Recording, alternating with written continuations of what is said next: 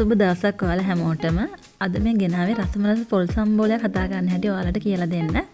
මේකට අවශ්‍ය කරනවා ආමිරිස් කරල් දෙක තුනක්, තක්කාලි ගෙඩියක්, රතු ලුණු හරි බී ලුණු හරි දෙකෙන් එකක් ගන්න පුළුවන්.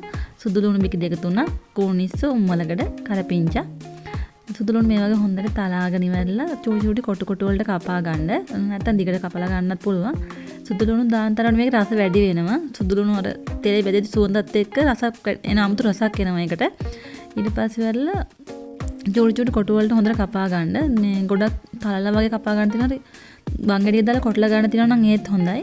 සුදු ලුණු ටික මේ වගේ හොඳට කපාගෙන ඉවරලා ඊට පස්සේ අම්මිරිස් කපා ගන්න. අම්මිරිස් පුළුවන් තරම් චූටියට කපා ගන්නවා නම් හොඳයි. සැර වැඩියෙන් කන්න කැමති කෙනෙක්ට නම් සැර තව මිරිස් කරල් දෙක තුනක් වැඩිපුර දා ගන්නත් පුළුවන්. තව මේකට ඕන නම් කොච්චි කරලා දෙකක් දා ගන්නත් පුළුවන්. ඒතකොට රස තවත් වැඩි වෙනවා, සුවඳත් වැඩි වෙනවා. මේක චූටි චූටි වලට කපාගෙන අම්මිරිස් කපා ගන්න. පොල් සම්බෝල ඉතින් අපිට එක එක විදිහවල වලට හදා ගන්න පුළුවන්. අපි ආස විදිහකට හදාගෙන රසට කන්න පුළුවන්. මේක හැබැයි මේ සම්බෝලේ පාන් එකත් ගොඩක් රසයි. ඉන්දියාප් එක, රොටි එක ගොඩක් ඒවත් එක ගැලපෙනවා. බත් එක්ක මේ සම්බෝලෙත් එක විතරක් එක්ක කන්න පුළුවන්. රතු ලුණු ආයේ මේ සම්බෝලට මේ බී ලුණු දානට වැඩිය රතු ලුණු දාපුවාම ඒකේ අමුතු සුවඳක් එනවා. රසත් ඒ වගේ ටිකක් ලුණු වැඩියෙන් කපා ගන්න තරමට ගොඩක් හොඳයි. රතු ලුණු නැහැ කියලා මේ බී ලුණු ගත්ත කියලා කමක් නැහැ. රස වෙනසක් නැහැ. ඉතින් චුට්ටක් වැඩි රතු ලුණු දාපුවාම ගොඩක් ලුණු දා ගන්න තරමට තවත් සම්බෝලේ රසත් වෙනවා. මේ සම්බෝලෙට පරිප්පුවක් විතරක් හදාගත්තත් ඒත් රසයි. සම්බෝල විතරක් එක්කුණත් කන්න පුළුවන්. රෝස් පාන් එකත් මරු මාර රහයි මේක. තව මේ සම්බෝලට හොඳටම ගැලපෙන අල තෙල් දාපුවාම අපි අල තෙල් දාලා තියෙන සම්බෝල එක මාර රසයි. ගොඩක් ඒවට පොලොස් එක්ක ඊට පස්සේ තව තක්කාලි ගෙඩියක් ගන්න. කැමති නම් ගෙඩි දෙකක් විතර දා ගන්නත් පුළුවන්. තක්කාලි ගෙඩිය චූටි චූටි කොටු වලට කපා ගන්නත් පුළුවන්. මම නම් කපා ගන්න දිග හැඩයට. ඒක මට ලේසි කපා ගන්න. තමන් ඉතින් ඉක්මනින් සම්බෝල කියන්නේ ඉක්මනින් හදා ගන්න දෙයක් නේ. ඒකට ටක් ගාලා ඉතින් කපා ගන්න ලේසි විදිහකට කපා ගන්න. කොහොමද දැම්මත් තක්කාලි නම් රස එකයි, ඒක වෙනසක් නැහැ. තක්කාලි ගෙඩි දෙකක් දැම්මොත් තාර ටිකක් ඇඹුල් රස ඉතින් ටිකක් වැටියෙන් දැනෙනවා.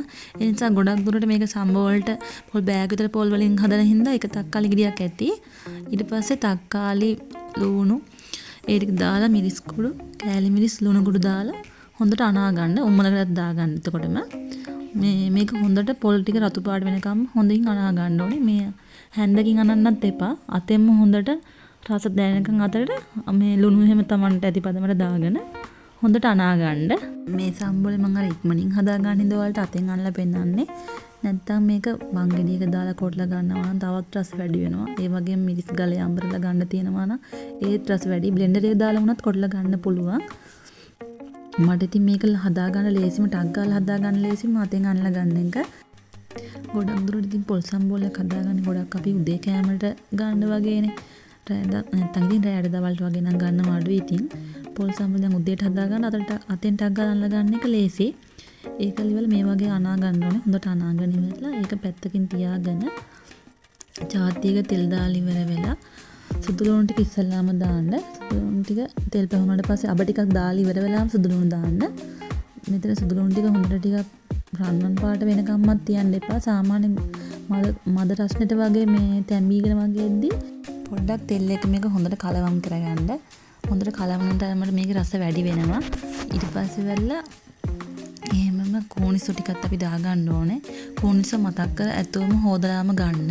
හොඳට හොදලා ගන්න. දෙපාරක් විතර වතුරින් හොදලා ගන්න. පෙරලා ඉවරලා කෝනිසු ටික ඊට පස්සේ දැන් මේකට අපි දා ගන්නවා. කෝනිසුයි සුදු ලුණුයි හොඳට එකක් ටෙම්පරාදු වෙන්න ඇරලා ඉවර වෙලා කලවම් කර කර ටෙම්පරාදු කරගන්න. ඒත් එක්කම ඊට පස්සේ අම්මිරිස් ටික එකතු කරගන්න පුළුවන් අපට. අම්මිරිස් එක්ක රම්පේ තියෙනවා නම් රම්පෙත් දා ගන්න තව සුවඳ වෙනවා. කරපිංචා ටික එකතු කරගෙන ඉවර වෙලා හොඳට කලවම් කරගන්න. කලවම් කරලාගෙන ඉවර වෙලා සම්බෝල අපි හදාගෙන තියාගත්ත සම්බෝලේ මේකට කලවම් කරන්න. කලවම් කරලා හොඳට තෙල් එක කලවම් වෙන්න ඇරියාම ලිපේ ගින්දර අඩු කරගෙන තව ටිකක් හොඳට කලවම් කරගෙන මේ ඊට පස්සේ අපිට ලිපෙන් බා ගන්න පුළුවන්. මේක තමයි ඉතින් සම්බෝල රෙසිපියක් ලේසියෙන්ම හදා ගන්න පුළුවන් හැමෝටම හැම කෙනෙක්ම හදා ගන්න පුළුවන් ලේසිම දෙයක්.